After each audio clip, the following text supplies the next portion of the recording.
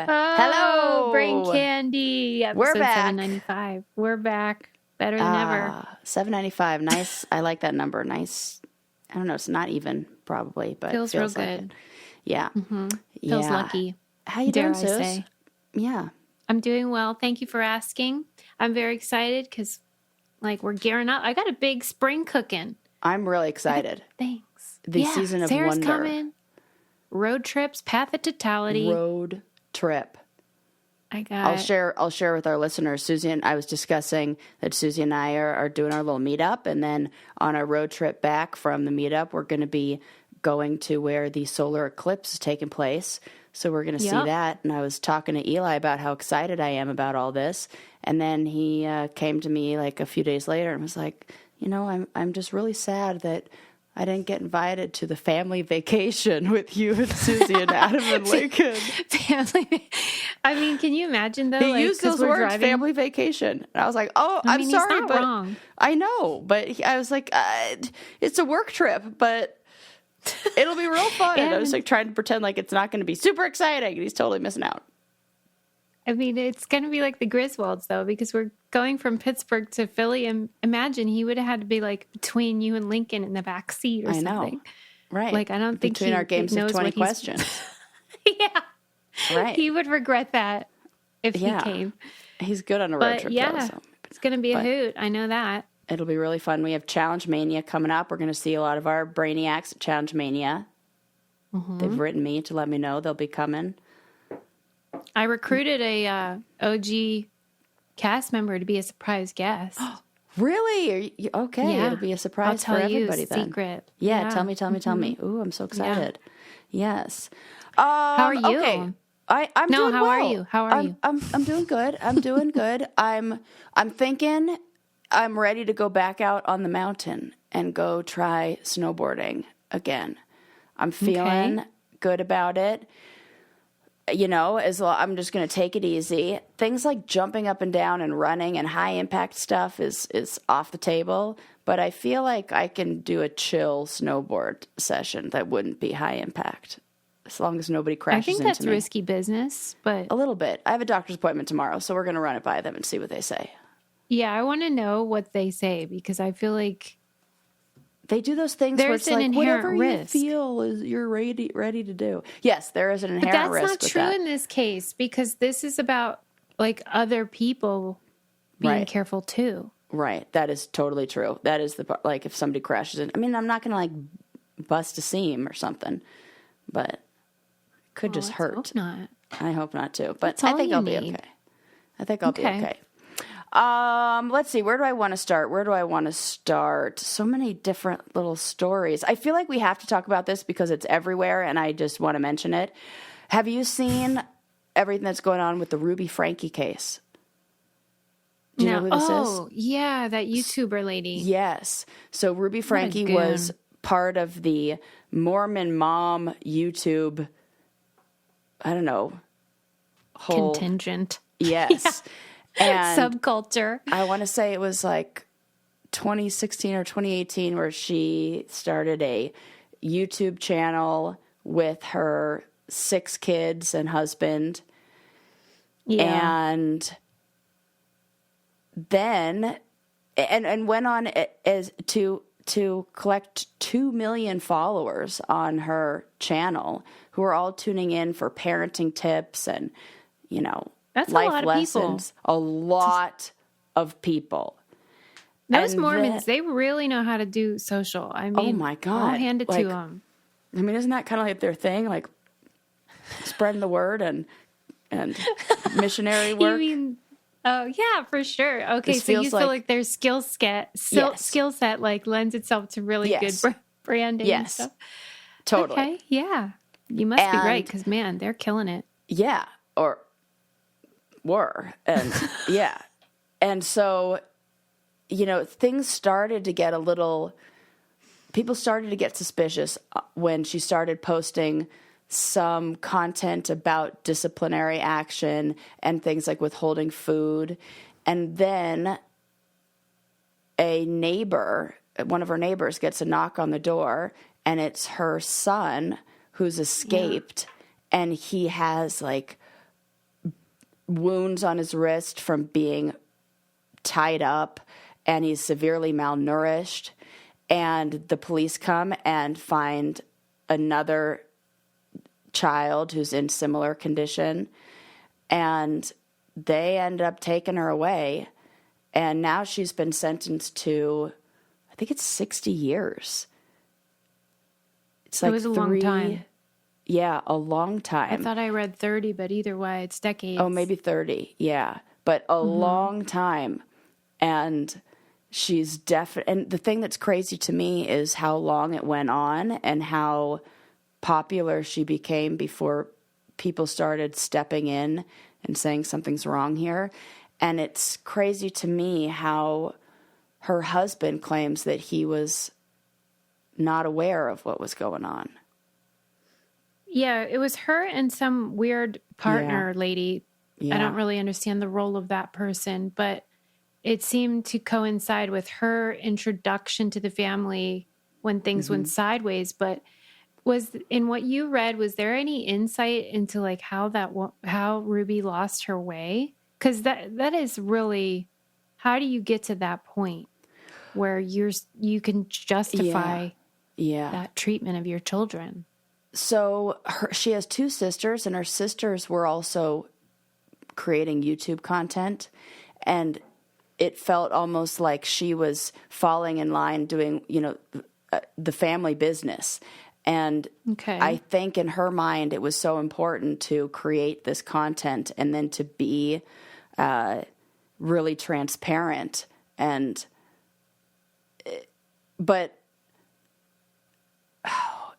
transparent, but at the same time keeping up this image of everything's good and I have perfectly well-behaved children. What it made me think of was that, what was it, Keep Sweet or something like that, the documentary that talked about the kind of punishment that they used for children to teach them to stay in line, and how it was like corporal punishment, and the baby crawls off the play mat and they get that was the Duggars. Oh, the Duggars. That was the Duggar one. Yes. I get confused between my religious fundamentalists. Zealots. Yeah, exactly.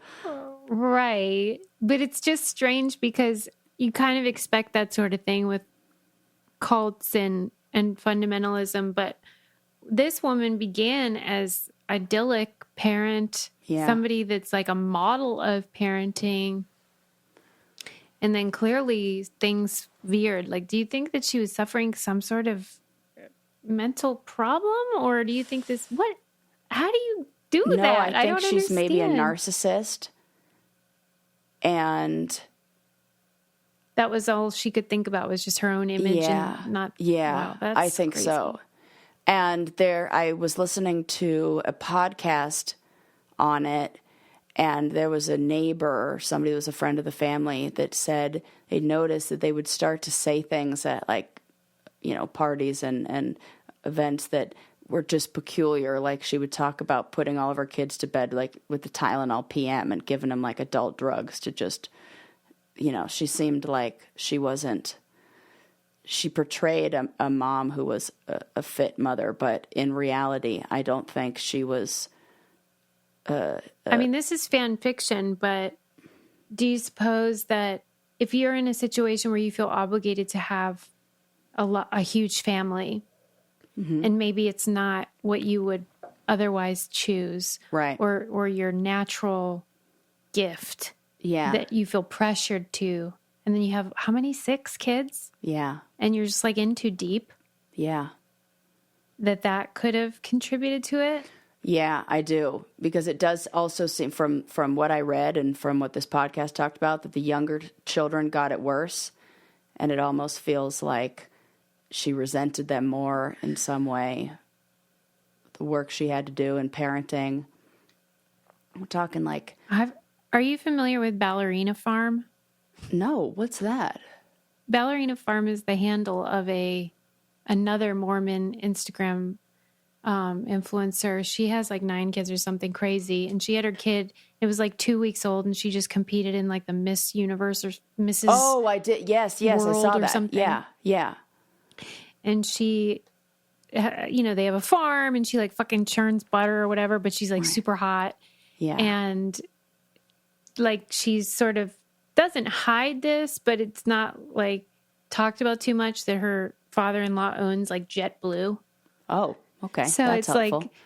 Like, exactly. Like it gets a lot easier to have 50 kids when you have a if staff. You have like, exactly. If you have people on payroll. Right. Yeah. And you get to just but it doesn't matter. Spend your time looking pretty.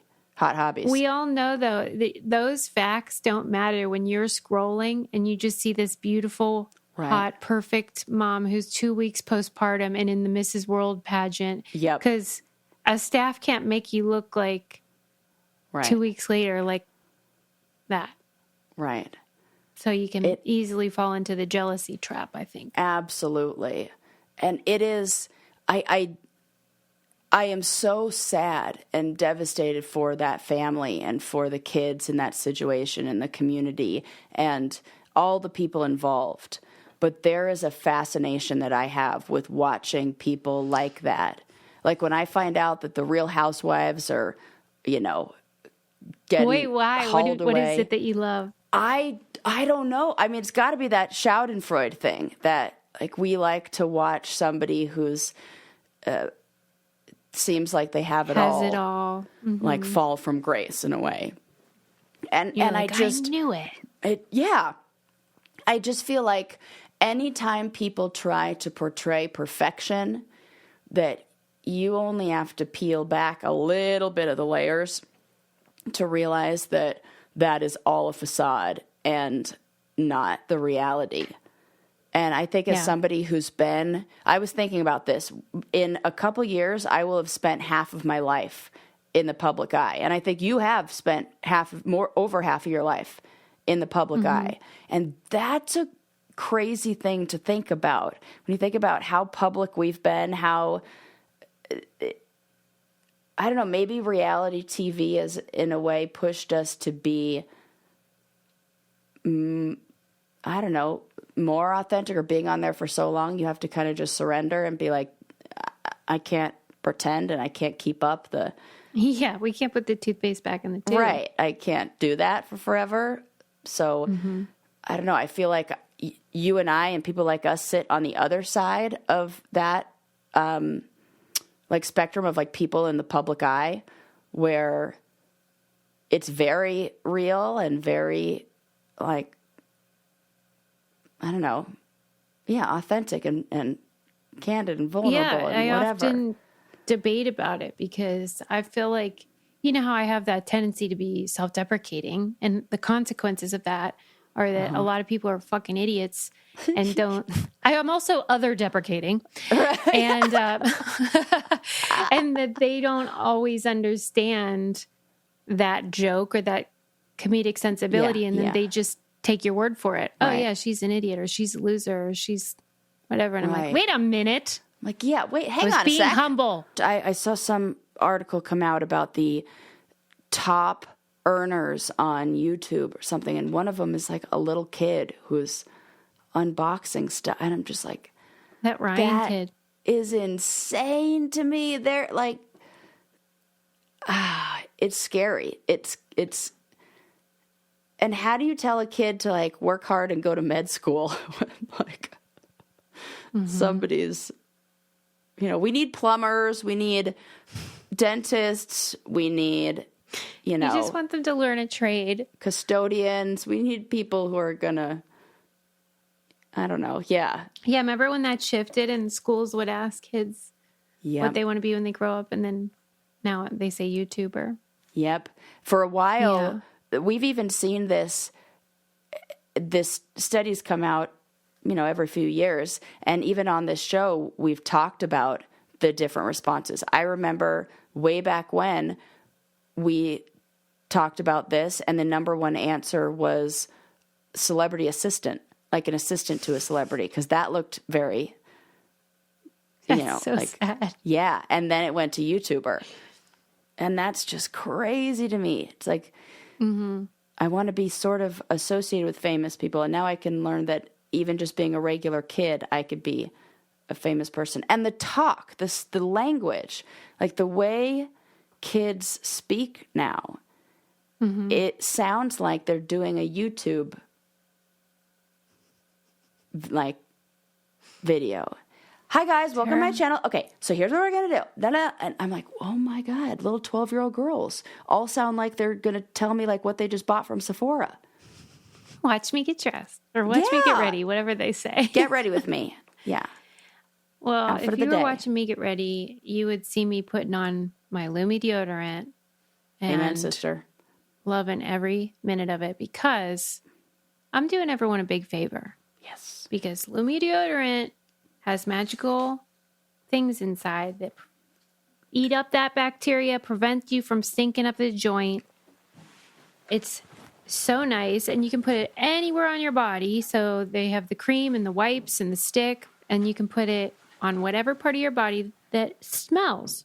Your feet, your privates, your butt, whatever, under your boobs. Yes. Created by an OBGYN. Blocks odor all day, controls odor for up to 72 hours. Baking soda free, paraben free, pH balanced. It's good stuff. They have really nice scents. Toasted coconut is my favorite. And they have a special offer for you. For our listeners, new customers get $5 off a Lumi starter pack with code BrainCandy5 at LumiDeodorant.com.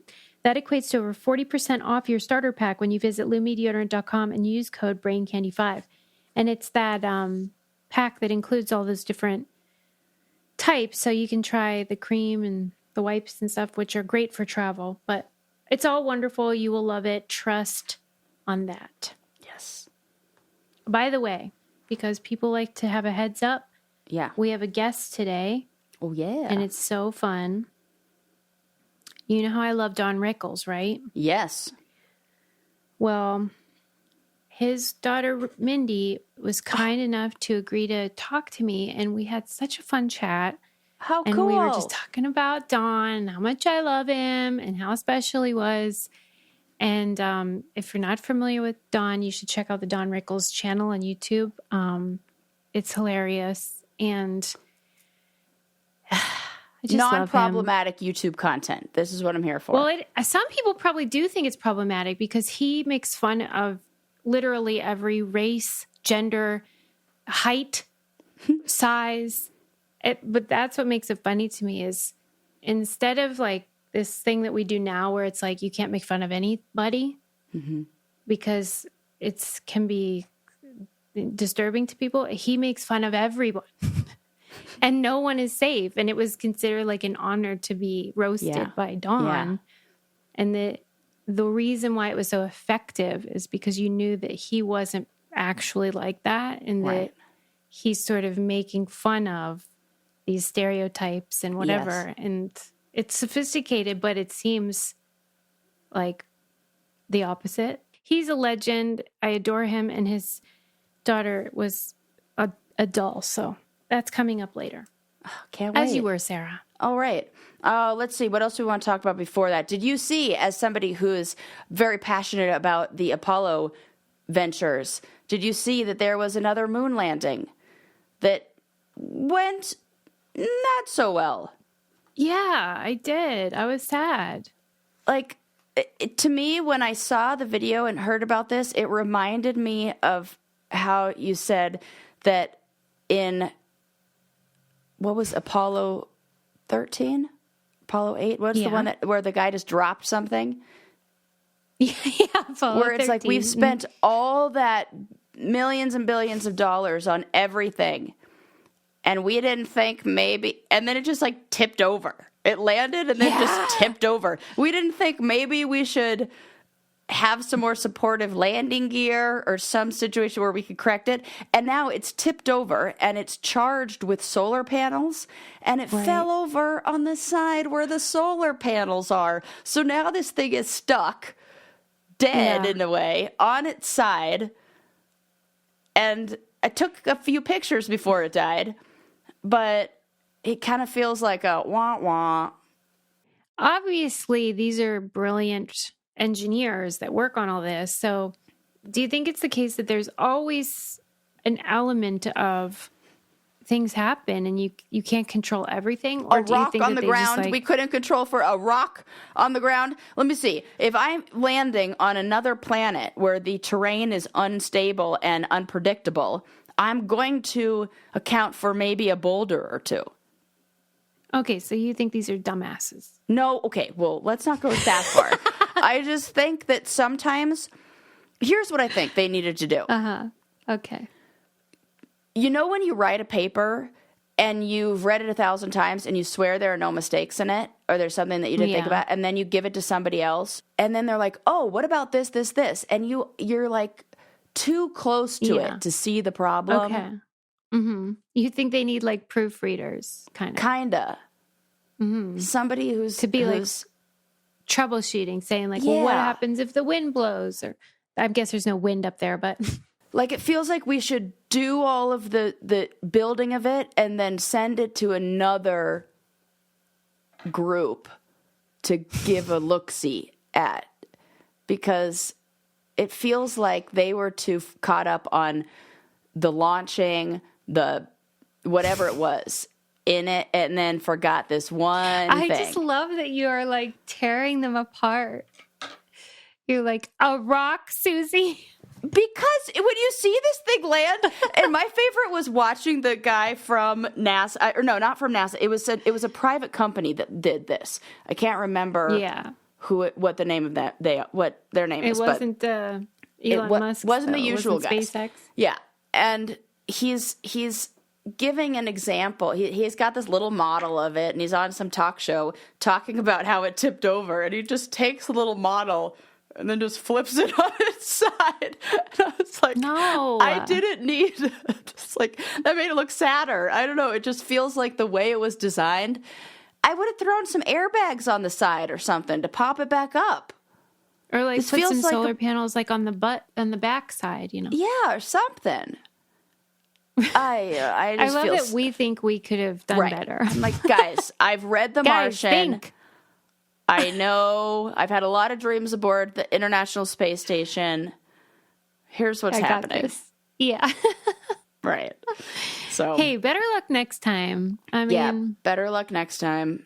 And I'm just glad I heard a while back that they were putting together, I think it's NASA's doing this all-female team that's going to the moon, or that was in the works or something. I'm just glad that this didn't happen to the all-female team. Well, that's the thing. Did you see that truck that like was hanging off that bridge the other day? No. A huge semi truck, you know, with the what do they call the front part of the truck? You know, like the cab. Good. Yeah. I think it's called the cab. Yeah. And that part was literally hanging over this bridge, and they had to rescue it in a helicopter. And I was like, oh, that truck driver. And then I saw it was a lady, and I was like, oh God, that's all we need. Right. These women drivers. Meanwhile, bitch, there are trucks all over I-70, the highway to the mountain through here, that are overturned right and left, and it's often almost always male truck drivers. Yeah. Let's call them male truck drivers from now on. Male truck drivers? It's got like female comedian.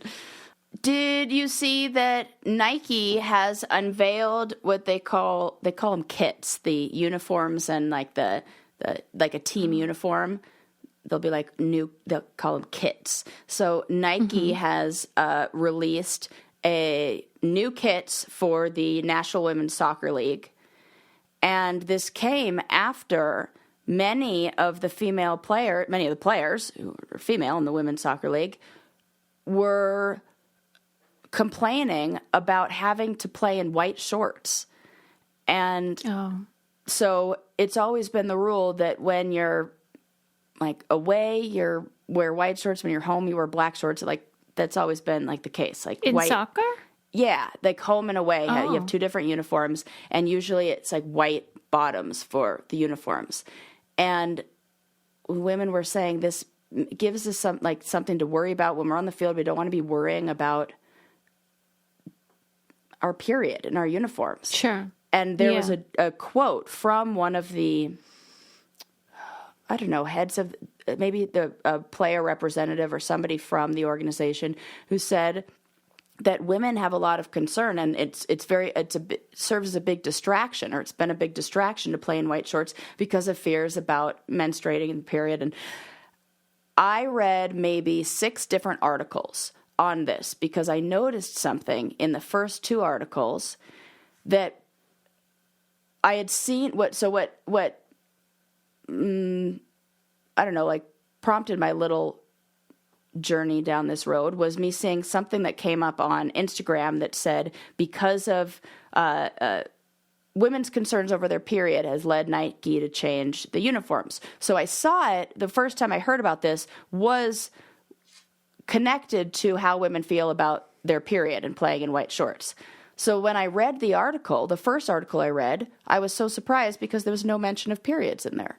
And the second article I read, I was so surprised because there were no mentions of periods in there. And the third article I read, I was so surprised because there was no mentions of periods in there. And I was like, why is everybody scared to say? So what they would do is they would use half of the quote, and they would say, our female players wanted a change of kit because it's been a distraction. End of quote.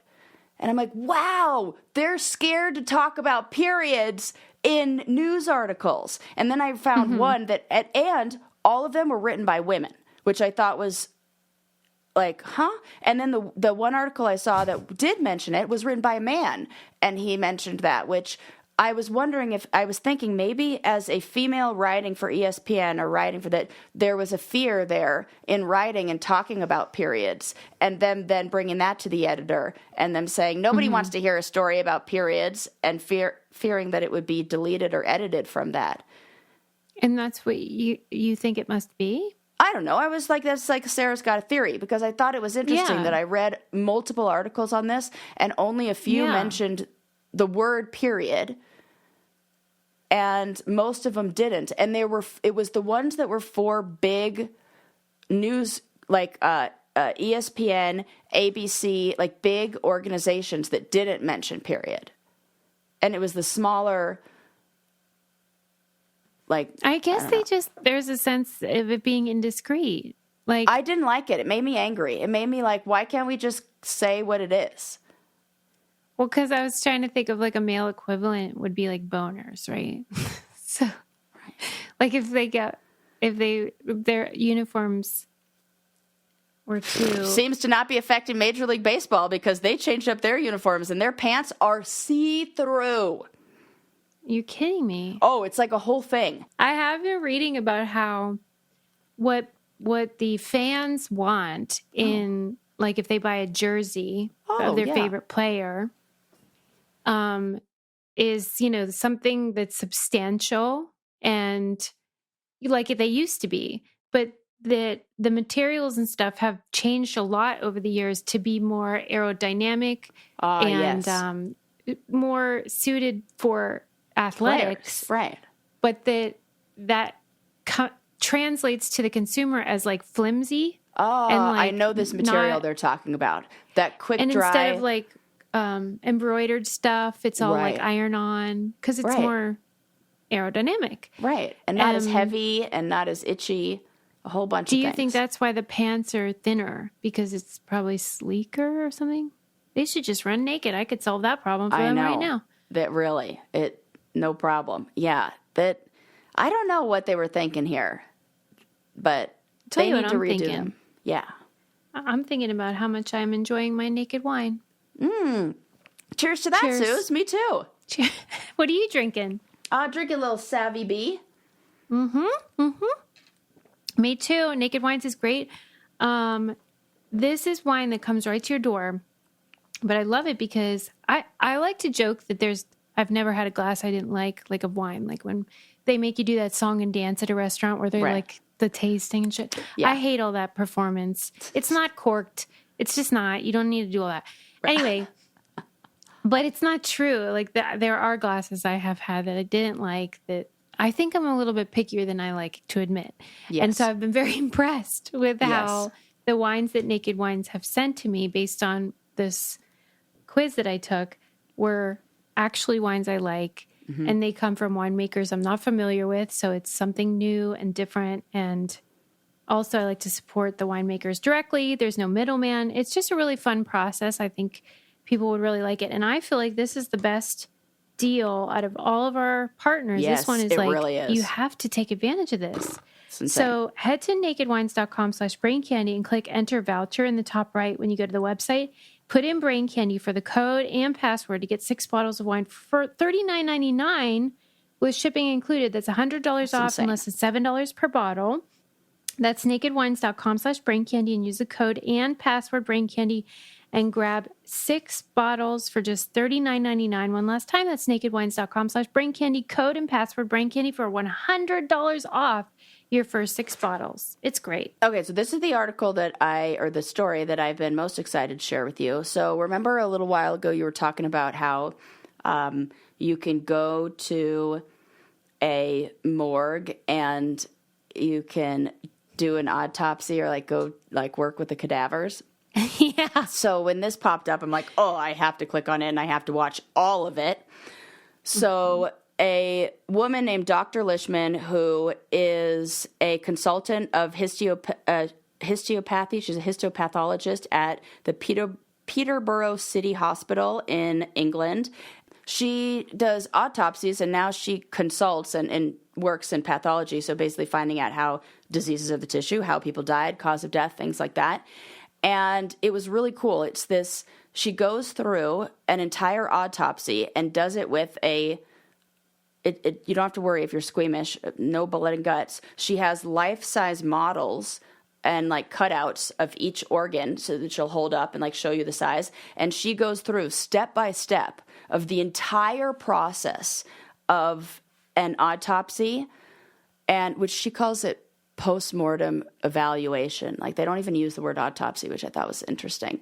They call it when you do a post-mortem, she kept using that. It's a shorthand for it. And there were so many cool things I learned. And so I wanted to share with you a few of the interesting things that I took notes on during this little live autopsy lecture. One of the things that I thought really pushes back on what we learned in school is she said almost every lung that she cuts into is black and is polluted. And unless you died really young or lived in an area where you were not around any big city and you never went near pollution, every lung that she cuts into looks like, and she said, when you take the subway and then you cough and you got or you blow your nose and there's that black stuff. So that's what the inside of your lungs of everybody that she's cut into looks like. I couldn't believe that because we're sold this thing. You remember when DARE came to school and they were like, this is a healthy lung, this is a diseased lung. In reality, the smokers, she said the smokers' lungs will start to have holes in it where the lung is broken down and there's repair that needs to be done. But every lung has black stuff and is polluted inside. That was shocking to me. But there's nothing we can do about it, right? No, nothing we could do about it. That was a lot of it that you realize nothing we could do about it. Other thing that was interesting, the liver is fucking huge. She held the liver up and the liver is the size of a dinner plate. And she said, depending on how big you are, your liver grows and changes, and it's all tucked way up underneath your rib cage. And she said, unless you are unhealthily thin, you can't even feel the liver, or unless it has a tumor in it, you can't even feel the liver because it's so well hidden inside your rib cage. Our body does a really good job of protecting its own organs and hiding things in places. And it's just crazy to me because I think about how fragile we are and how easy rib cages break. And she went through each organ and what its purpose is and, what it does, what you can live with and what you could live without. And what, if you damage it, is really detrimental to the body, like a spleen. If you rupture your spleen or do anything to your spleen, that has so many it's vascular and has so much blood go into it that you will bleed. It's a very useless organ. I mean, it's not useless, but it's one we could live without. But if you damage it, serious consequences for that. And she said, if you lose your spleen, it's what filters out a lot of bacteria and viruses in your body. So those people have to be really diligent about staying up to date on their vaccines and making sure that no foreign things get into their body. And then it made me think of the person from the challenge who lost a spleen in an accident on a challenge, had their spleen removed in Uruguay, and I guarantee you is an anti-vaxxer. And I was just like, I hope this guy's doctor is telling him he really needs to worry because he has no spleen. So yeah, that was a little interesting side note. I'll tell you what we do need, yes. and that is cat food that does not smell. And your cats will be like, Suze, thank you. And I'm like, Lava, Ethel, you're welcome. I love your cats. Because these poor cats were subsisting on dry kibble, the equivalent garbage. Of like bar snacks. Yeah, saltines for their whole life. Their lives. Yeah. And then I gave them Smalls because it was the only wet cat food that wasn't disgusting and smelly. And they are so happy. And it is such a joy because this is like human grade proper. Yes. Delicious food for these little fur balls, which, by the way, if you have a pet and you love them, I've heard from a lot of you in the last few weeks. I love mine too, and that's why I give them Smalls. So there you go. Take care of your loved ones. You should consider that.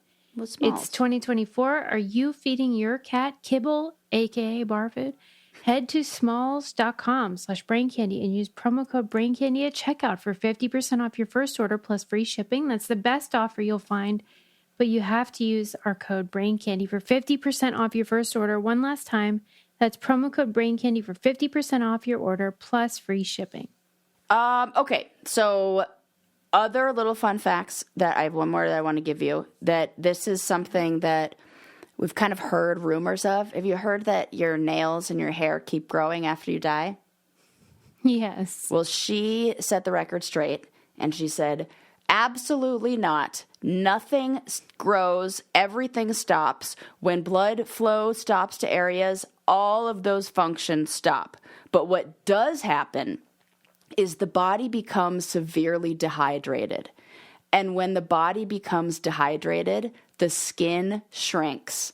So if you have a man who has a bald head and then he passes away and he goes through that dehydration of the body, it may appear that his hair has grown a couple millimeters because the skin on his scalp has shrunk. And the same things happen to our fingers, that our skin shrinks and then it exposes more of the nail bed. So it looks like our nails have grown and our hair has grown. Gross! That is so gross. And my favorite of all of them, this is the last one I'll leave you with. Have you ever wondered what that little pink thing on the inside of your eye is? Yeah. There's that little bump. Yeah. So that's called the plica semularis.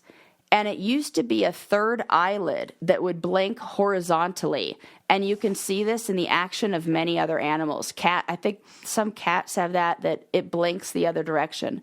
And we used to have that. Vestigial structures. I know, I want that one back. Like, what the fuck? That's so cool. Isn't that cool? So check that out. Don't you think it's funny that, like, there aren't, you know how most things, there's somebody with one. Like, somebody has, like, 7 toes on one side. Yeah. Like, I've never heard of anybody that has, like, that extra eyelid. That's a really good point. You know what I mean? But maybe there are those people, and then the people who think that there are lizard people out there really just saw one of those guys.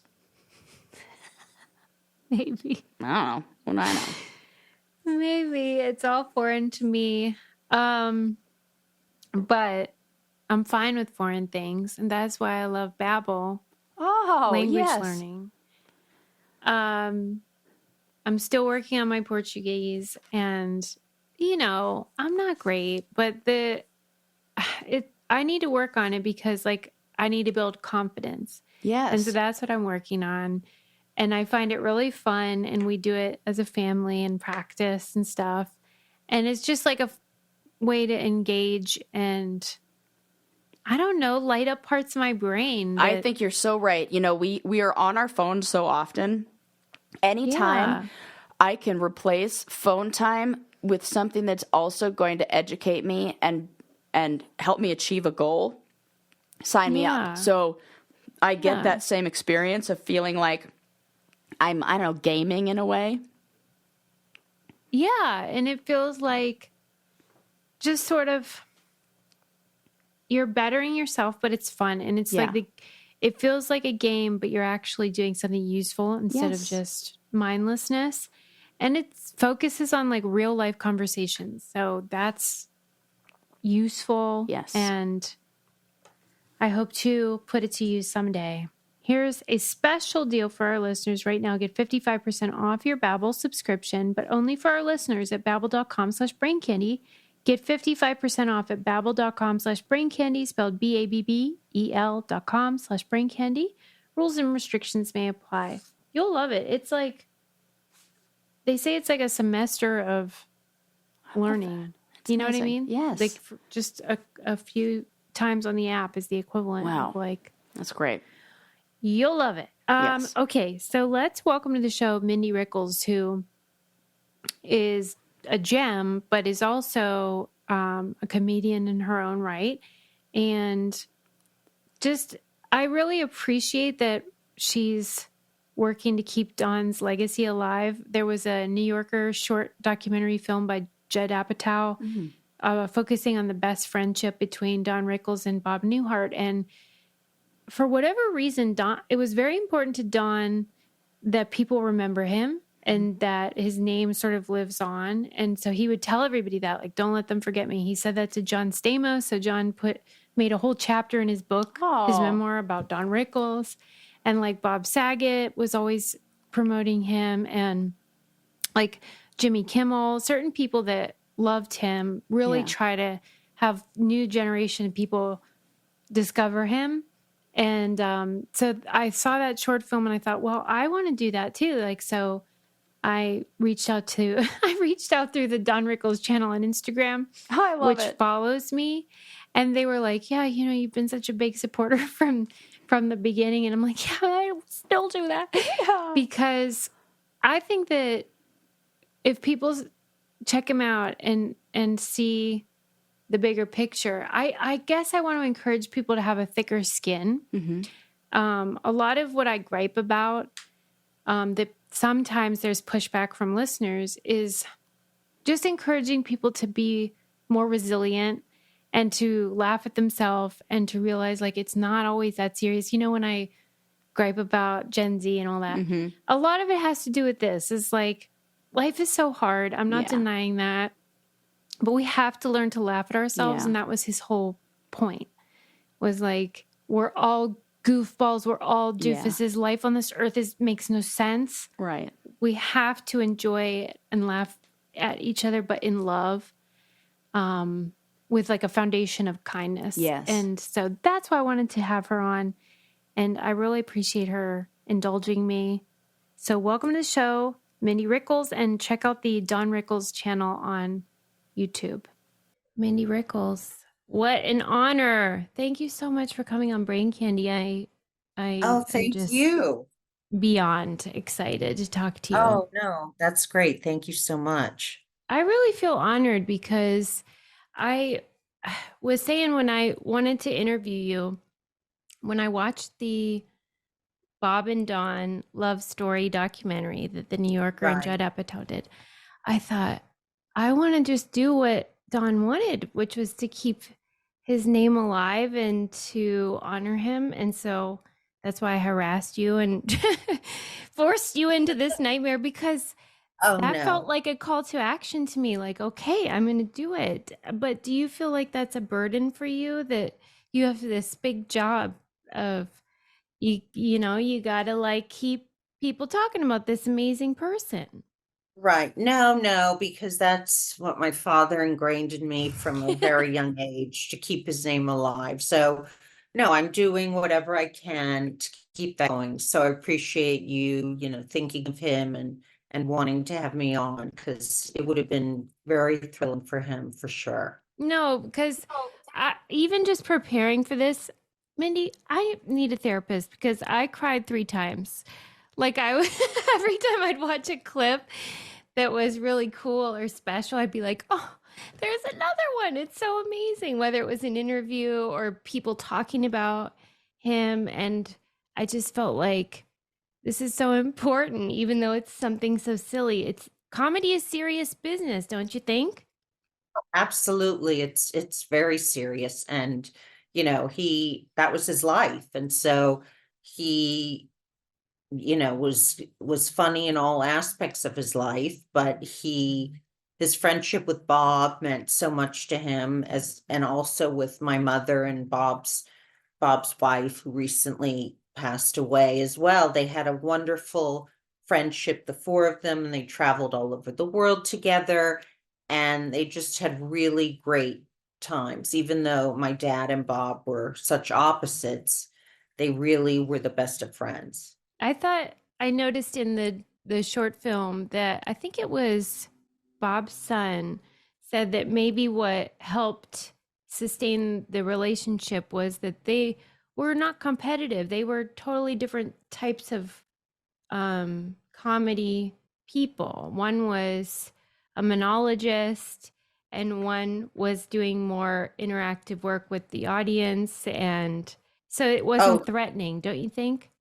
Oh, absolutely. No, they were very opposite. I mean, Bob was a much more intellectual comic, and he really thought, about his material to make it exactly precise. And it was, so funny, but in a way that he really knew exactly what he was doing. Whereas my dad was a little more free form. I mean, he knew what he was doing, but he kind of, saw the audience and did react, and certain things came right off the cuff. And certain things didn't make sense at all. But because he had such an incredible delivery, and because he had all this warmth, the audience laughed. It was never done, the insulting was never done in any kind of a malicious way. So they always knew it was coming from a good place, the audience. He never had a problem with that, which was great. Right. His nickname, Mr. Warmth, was ironic, but also actually true. That's right. That's right. For sure. I watched this clip of Ray Romano talking about how what you just said, how it was like cadence, cadence, cadence. Sometimes it didn't even make any sense, but it didn't matter. It was still effing funny because the delivery, you didn't even have to know what he was talking about. That's right. It happened many times on the Tonight Show, with Johnny Carson. He would be a host or a guest, and whoever was on with him, he'd love to sit on the couch and make fun of whoever he was with. That was what was so much fun about it, because it was actually like sitting in someone's living room and just maybe having my dad poke fun at them, but they always, loved it. And the interactions with whoever it was, he was on once with Denzel Washington. And that was the best. Yes, whoever he was on with, there was always a terrific interaction, and it went well. Thank God. He knew how far to go, he knew when to pull back. And he was really a genius at that. Genius. And I hate when people say that about men when it's like not true. And it's true in this case. Right. And that Denzel Washington one was such a great example of that, because Denzel didn't have to stay on the stage. That's right. And Letterman pointed out that, like, no, he just wanted to witness this craft. That's right. It was amazing. And then even with that One Night Only Spike TV special, they showed a clip of Don being Don, and Tracy Morgan was saying, that's comedy, that's comedy. And it's always the people that you would kind of worry, what if they're offended? What if they take it personally? And they were like the ones cheering him on. And I feel like we need more of that. Don't you feel like that?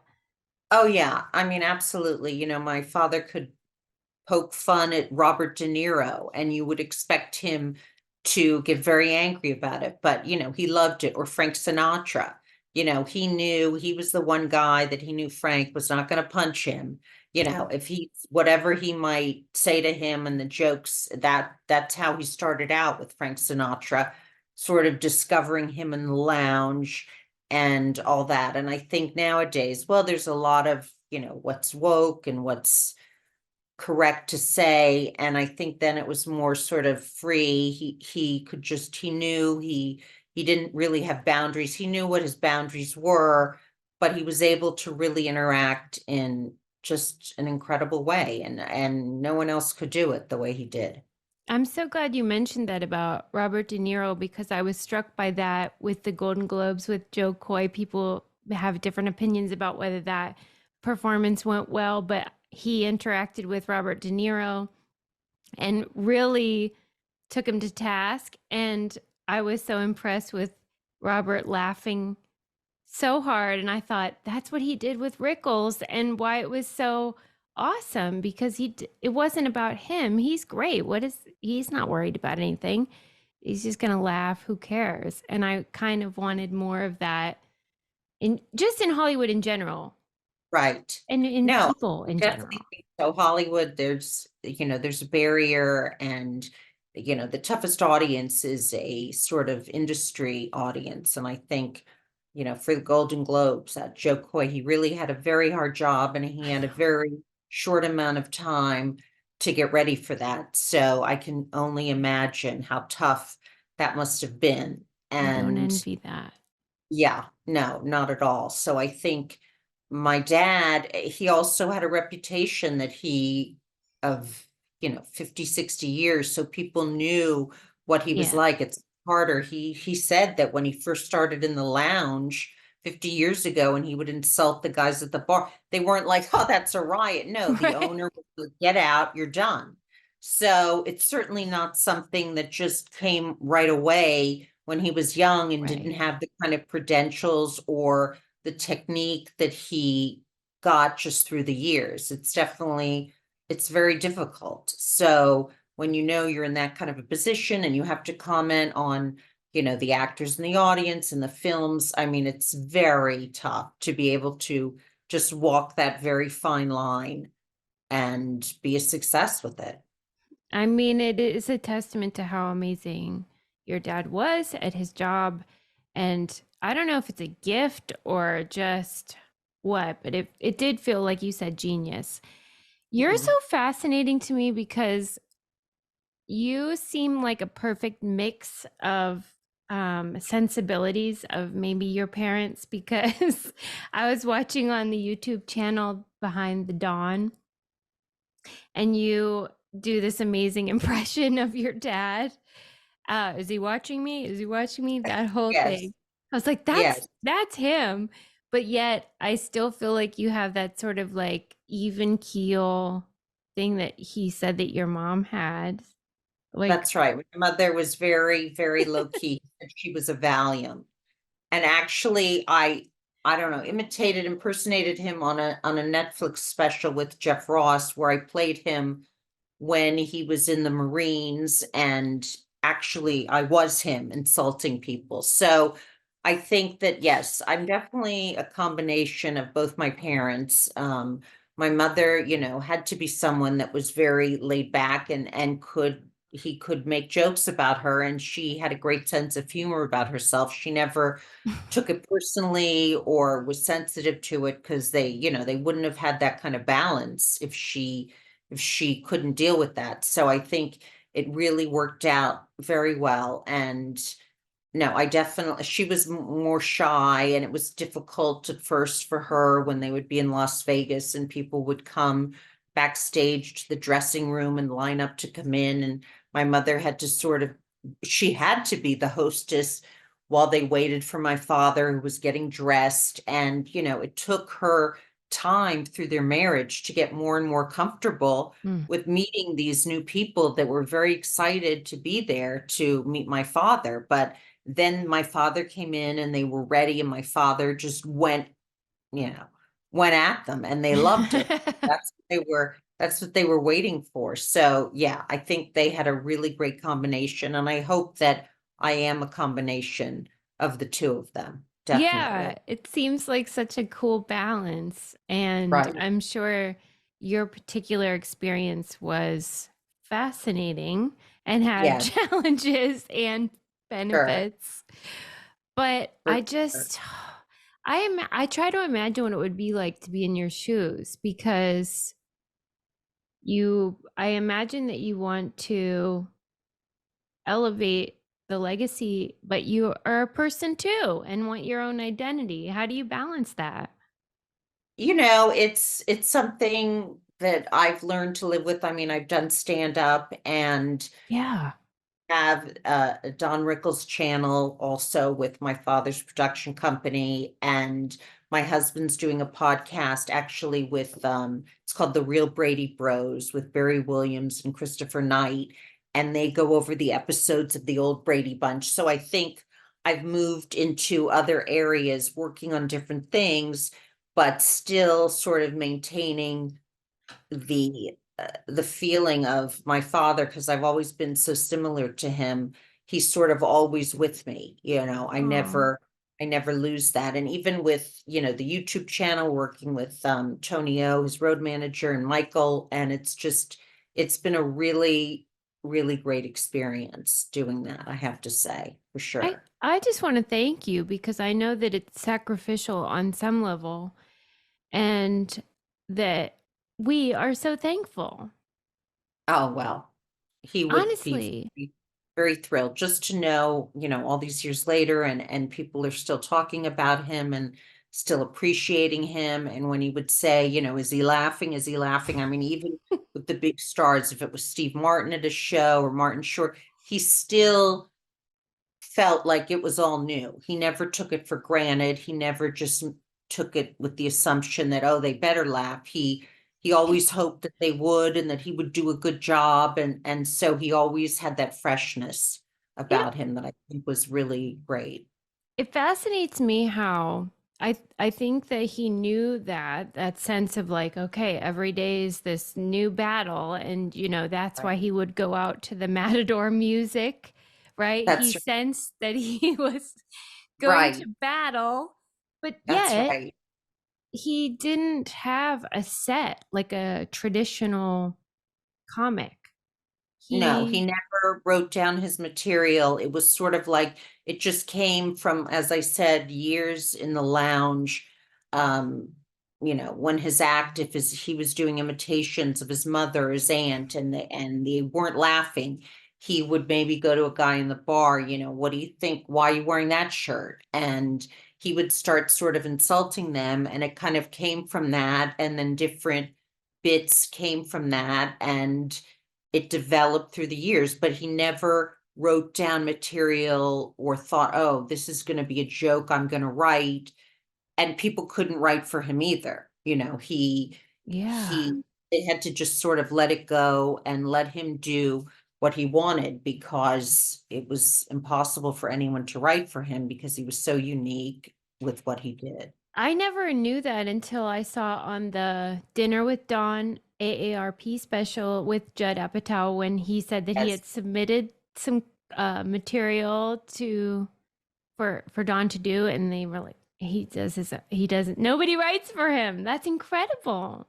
that's right. Yeah, no, he could never be confined to that kind of thing. I mean, years ago he did Saturday Night Live and they worked all week on certain sets and what it would be, and then the night of the show, he gets a connection with the audience, and he just had to kind of go off on his own, and it was great, but the actors definitely had to be on their toes to figure out what was going on and how they would respond and that kind of thing, because he knew exactly what he was doing.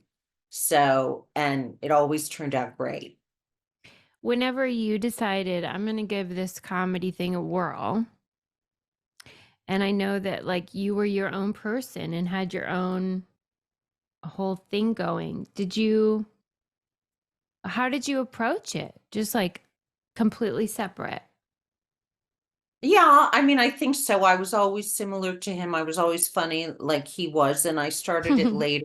It's just sort of the kind of thing that I fell into. I didn't really go, this is what I'm going to do now. And it worked out, and I did, I've done a lot of shows and toured and that kind of thing.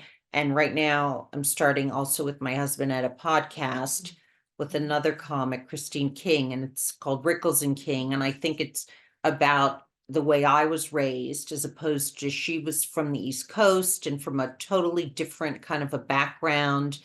And it's the differences that when someone says, oh, how did you grow up? It's sort of going through that and going through how someone else might have perceived it and that kind of thing. So I think, I like to dabble in a bunch of different things and kind of fit in where I can, and what, I'm the most That is so comfortable. cool though. You're so low key and humble, and I know you're not like grandiose, but that is really cool. And it's really, see, my parents' low bar lifestyle over there, I didn't have so that it's just a real challenge, I think, to make your own way. Yes, it definitely is. And a lot of children of celebrities, there's often a struggle, which makes sense, certainly when you go into the exact same field that they're in, the comparisons, but it's not easy. And there's a great deal of therapy that is involved. Right, yes. Going into it.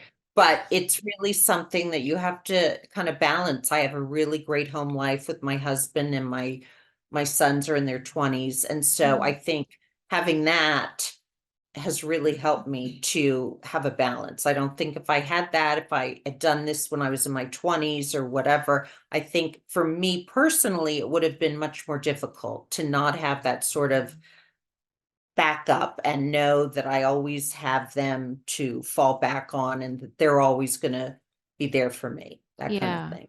I mean, it is such a balance, and it feels like you had a firm foundation, and I'm sure that makes all the difference. I think so.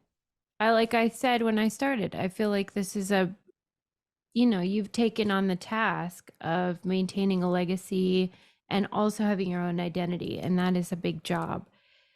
Whenever he would say, keep my name alive, which has been repeated by several people. Like I saw in the John Stamos book, there's his memoir, there's a whole chapter about Don Rickles, which I loved. Yes. And a lot of people know that this was important. Why do you think it was so important? It's almost as if it felt like he didn't believe everyone that was already telling him he was amazing. Yeah, no, he definitely, I think, and a lot of performers have that. There's definitely an insecurity there and a need to constantly prove yourself. And even with all of the accolades and the fame, he still wanted to hear that. And I think that's what made him not jaded, because he was never like full of himself. He always felt like, well, I hope this one likes me. And when he would do a show, he would say, I'm a nice guy, and this isn't really serious, and I want you to like me, and I hope that you do like me. So it was done in that kind of way, and he always felt that way. He really did feel that way in life as he did on stage. That's really hard to believe, but Yeah, I think you're right. but true. He was always very excited when he got the film Casino with Robert De Niro, and Martin Scorsese asked him to do that. He was thrilled. It wasn't like, oh, well, this is expected. It was very exciting for him, and he was so thrilled to be doing it. So all kinds of different things that came along the way, working with Clint Eastwood years ago in Run Silent, Run Deep. These were all people that he was thrilled to meet, excited to meet, as somebody, as a fan would meet them, but then they became friends, and he could joke with them, and he could be very self-deprecating, and they loved that. That's how he developed such close relationships with a lot of these people. He would often mention in his interviews that he had studied at the American Academy of Dramatic Arts. Do you think that there was something in him that felt like that was the thing that he wanted still? Oh, yes. I think he always wanted, to be an actor. He wanted to be a performer. He had a mother who was very much a stage mother, and she certainly pushed him along, but I think he was always a performer and he didn't really know exactly where he fit in. So he started at the American Academy and he went to class with Grace Kelly and people like that. And he was in awe of that.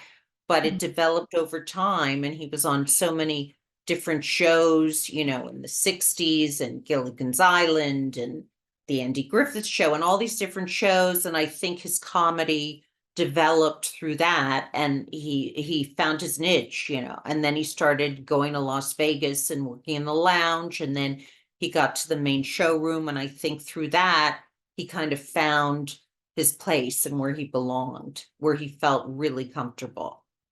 I mean, I'm just glad that he found his way there, because it's like a public service, because it is like a ministry. Comedy and humor, it does good to the soul, I think. Absolutely, for sure. I bet you a lot of people too are like me, where their dads or their families are so into Don, and so it's like this family generational connection.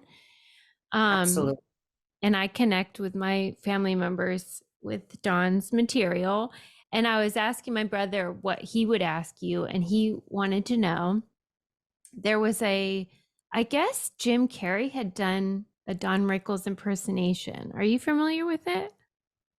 Not off the top of my head, but I could see that. Yeah, I'm sure you've seen it a million times. Yeah. And I had never seen it either. So I was watching it on YouTube and I was amazed by it, because I felt like it was pretty accurate and impressive. And he wanted to know if Don had an opinion about it, if Don was flattered by it or offended, but maybe he didn't know about it. I don't know specifically if he knew about that, but if anyone that was at the caliber of Jim Carrey did an impression of him, he would be thrilled. He for sure would be very excited, and it would be something like, "Dad, did you hear that Jim Carrey did Oh, he did? How was it? What did he say about me?" So he would have been yes, anyone like that, he would have been very excited to hear impersonated him and thought of him for sure. I'm going to send it to you, but I love that. Oh, no, I'd love to see it. Absolutely. Okay, we have one last question that we ask everybody that comes on. What do you keep in the trunk of your car? In the trunk of my car? I mean, my husband. No. What do I keep in there? God only knows. I mean, I hope there's some, I don't know if there's a tire, and if there is, I have no idea how to change. So my husband does everything for me. So if there's a first aid kit, that would be good, because I would need that when I'm driving. I love that you don't know what's in there. I have no idea. I have no idea. I barely know what kind of car I drive. So I know. What can I say? I'm totally fascinated by you. You are a treasure. I think that you are so funny and interesting and just a fascinating gal. Thank you. No, I'm really happy we were able to finally do this, for sure. No, I'm really happy with that. Thank you so much for coming on the podcast. You're awesome. I love you, and you're off the hook. Thank you. No, it was great. It was really fun. Completely painless, I have to tell you.